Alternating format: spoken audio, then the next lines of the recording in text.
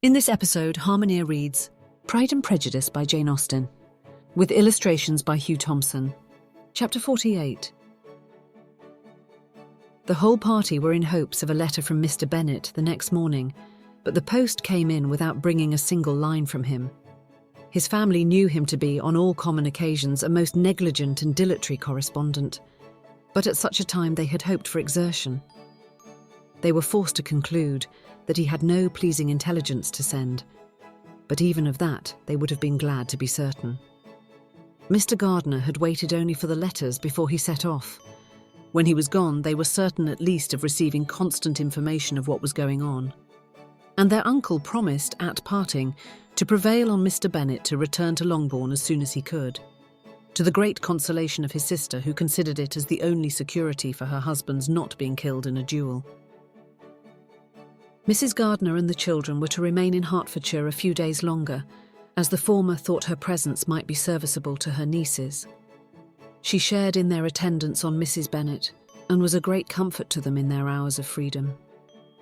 Their other aunt also visited them frequently, and always, as she said, with the design of cheering and heartening them up, though, as she never came without reporting some fresh instance of Wickham's extravagance or irregularity, she seldom went away without leaving them more dispirited than she found them.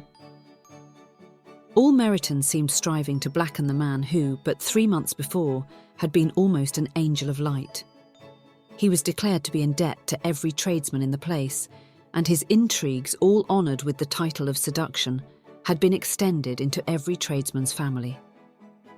Everybody declared that he was the wickedest young man in the world, and everybody began to find out that they had always distrusted the appearance of his goodness. Elizabeth, though she did not credit above half of what was said, believed enough to make her former assurance of her sister's ruin still more certain, and even Jane, who believed still less of it, became almost hopeless, more especially as the time was now come when, if they had gone to Scotland, which she had never before entirely despaired of, they must in all probability have gained some news of them. Mr. Gardiner left Longbourn on Sunday. On Tuesday his wife received a letter from him. It told them that on his arrival he had immediately found out his brother and persuaded him to come to Gracechurch Street. That Mr. Bennet had been to Epsom and Clapham before his arrival, but without gaining any satisfactory information, and that he was now determined to inquire at all the principal hotels in town, as Mr. Bennet thought it possible they might have gone to one of them on their first coming to London, before they procured lodgings. Mr. Gardiner himself did not expect any success from this measure, but as his brother was eager in it, he meant to assist him in pursuing it. He added that Mr. Bennet seemed wholly disinclined at present to leave London, and promised to write again very soon. There was also a postscript to this effect.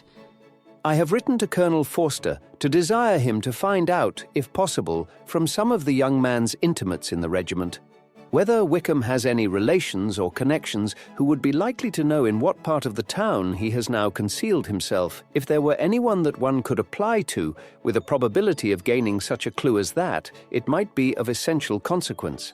At present, we have nothing to guide us. Colonel Forster will, I dare say, do everything in his power to satisfy us on this head. But, on second thoughts, perhaps Lizzie could tell us what relations he has now living better than any other person. Elizabeth was at no loss to understand from whence this deference for her authority proceeded, but it was not in her power to give any information of so satisfactory a nature as the compliment deserved. She had never heard of his having had any relations, except a father and mother, both of whom had been dead many years.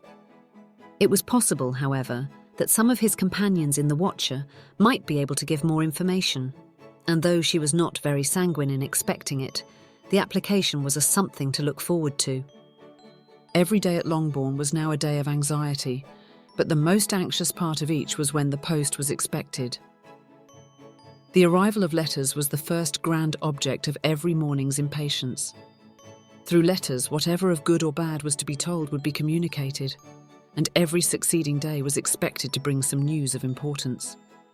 But before they heard again from Mr. Gardiner, a letter arrived for their father from a different quarter from Mr. Collins, which, as Jane had received directions to open all that came for him in his absence, she accordingly read.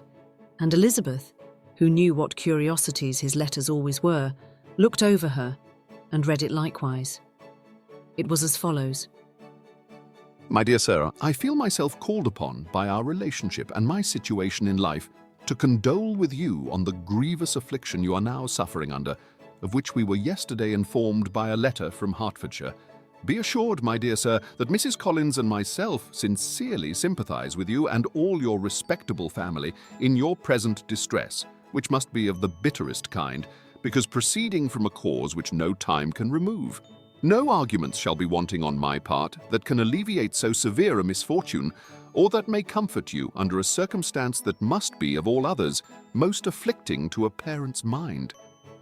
The death of your daughter would have been a blessing in comparison of this, and it is the more to be lamented because there is reason to suppose, as my dear Charlotte informs me, that this licentiousness of behaviour in your daughter has proceeded from a faulty degree of indulgence, though at the same time, for the consolation of yourself and Mrs. Bennet, I am inclined to think that her own disposition must be naturally bad, or she could not be guilty of such an enormity at so early an age.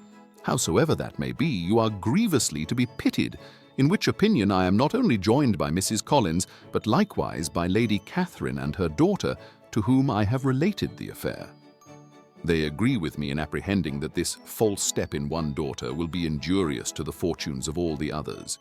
For who, as Lady Catherine herself condescendingly says, will connect themselves with such a family?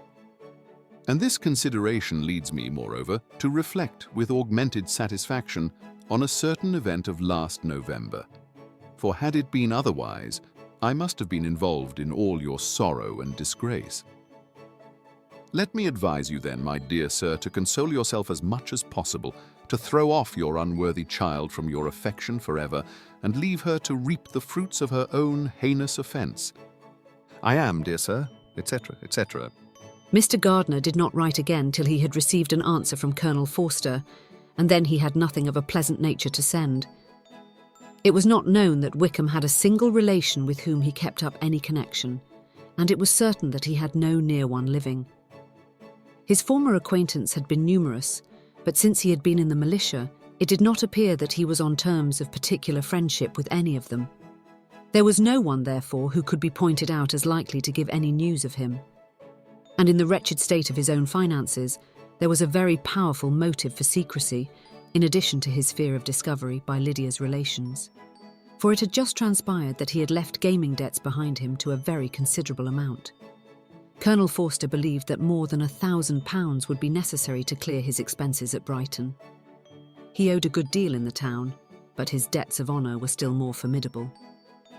Mr. Gardiner did not attempt to conceal these particulars from the Longbourn family. Jane heard them with horror. "A gamester," she cried. "This is wholly unexpected. I had not an idea of it." Mr. Gardiner added in his letter that they might expect to see their father at home on the following day, which was Saturday. Rendered spiritless by the ill success of all their endeavours, he had yielded to his brother-in-law's entreaty that he would return to his family and leave it to him to do whatever occasion might suggest to be advisable for continuing their pursuit. When Mrs. Bennet was told of this, she did not express so much satisfaction as her children expected, considering what her anxiety for his life had been before. "What? Is he coming home and without poor Lydia?" she cried. "Sure he will not leave London before he has found them. Who is to fight Wickham and make him marry her if he comes away?"